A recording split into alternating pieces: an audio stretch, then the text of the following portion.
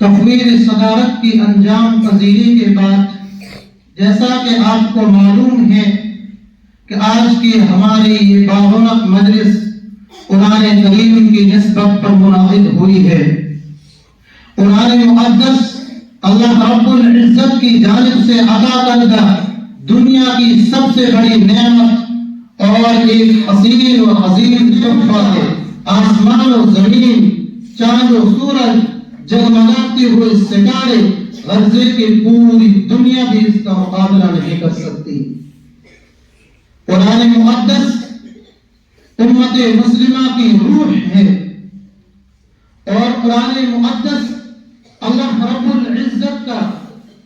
عظیم اور فصیح کلام ہے، اور کیوں نہ ہو اس کے ایک ایک حرف میں صداقت و حقانیت ہے،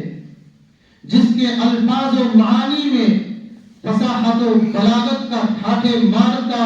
وہ سمندر معجزن ہے، جس نے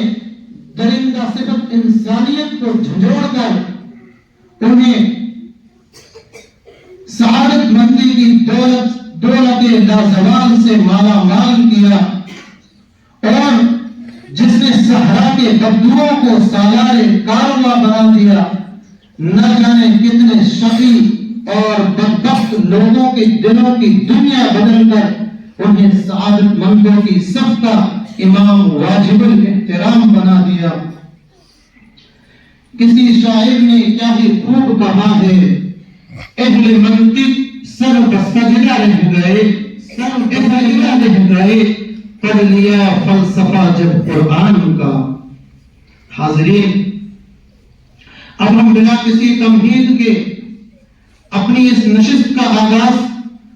صدر محترم کی اجازت سے کسی مقدس اور متبرک قرآن کریم کی چند آیات مبارکہ سے کرنے جا رہے ہیں، جس کے لیے میں ادارہ حاضہ کے شعبہ تحفیظ القرآن کے مدیر جناب قاری محمد معروف صاحب دامت برکاتہم کو دعوت اسٹیج دیتا ہوں اس شعر کے ساتھ کہ خدا کے کلام سے ہم بزم کا آغاز کرتے ہیں، خدا کے کلام سے ہم بزم کا آغاز کرتے ہیں، وہی صادق ہے اسی کے کرم پہ ہم ناز کرتے ہیں۔ عارف صاحب آئے اور آیات مبارکہ کی تلاوت سے مجلس کا آغاز